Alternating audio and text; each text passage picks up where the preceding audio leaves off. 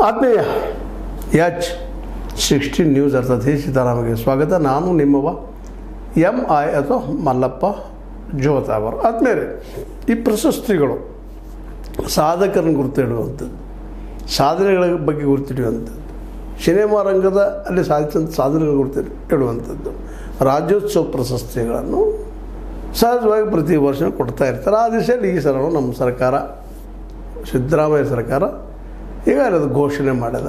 ಇವೆಲ್ಲ ಘೋಷಣೆ ನೋಡಿದಾಗ ಕೆಲವೊಮ್ಮೆ BJP ಬಂದಾಗ BJP ಬೇಕಾದವರು, ಕಾಂಗ್ರೆಸ್ ಬಂದಾಗ ಕಾಂಗ್ರೆಸ್ ಬೇಕಾದವರು ಆಯ್ಕೆ ಮಾಡ್ತಾರೆ ಅನ್ನೋಂಥ ಒಂದು ಪ್ರಶ್ನೆ ಇದ್ದೇ ಇರ್ತದೆ. ಅದನ್ನಂತ ತಪ್ಪಿಸ್ಲಿಕ್ಕೆ ಆಗೋದಿಲ್ಲ. ಮತ್ತು ಕೆಲವೊಮ್ಮೆ ನಿಜಾಮ್ಗಳು ಬಂದಾಗ ಸಹಜವಾಗಿ ಅವ್ರು ತಮ್ಮ ಸಿದ್ಧಾಂತಕ್ಕೆ ಹೋಗುವಂಥವ್ರನ್ನ ಆಯ್ಕೆ ಮಾಡ್ತಾರೆ.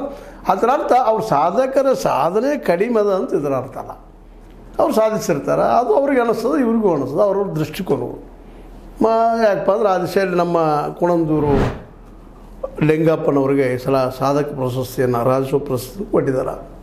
ವಿಶೇಷ ಸಮಾಜವಾದಿಯವರು, ಸಮಾಜವಾದಿ ಮೇಲೆ ಬೆಳೆದು ಬಂದಂಥವರು ಕುಣಂದೂರು ಲಿಂಗಪ್ಪನವರು, ಗೋಪಾಲಗೌಡರ ಅತ್ಯಂತ ಸಮೀಪ ಇದ್ದಂಥವರು, ನಮ್ಮ ಸಿದ್ದರಾಮಯ್ಯ ಸಹಿತ ಅವ್ರ ಜೊತೆಗಿದ್ದಂಥವರು. ಅದನಂತರ ಫಕೀರಿ ಅನ್ನುವಂಥ ಸಾಮಾನ್ಯ ಹೆಣ್ಣುಮಗಳು ಪೌರಕಾರ್ಮಿಕೆ ಈರಮ್ಮ ಅನ್ನುವಂಥ 103 ವರ್ಷಗಳ ಏನಪ್ಪ ಅಂತಂದ್ರೆ ಈ ವಿಶೇಷವಾಗಿ ಅವಳ ಸಾಧನೆಯನ್ನು ನಾವು ಗಮನಿಸಿದಾಗ ಅವಳು ಸಹಿತ ಪಾಪ ಈ ಹೆರಿಗೆ ಮಾಡಿಸೋದ್ರಲ್ಲಿ ತನ್ನದೇ ಒಂದು ಸಾಧ್ಯ ತನ್ನ ಮಳೆಗಳು ಮಾಡಿದವರು.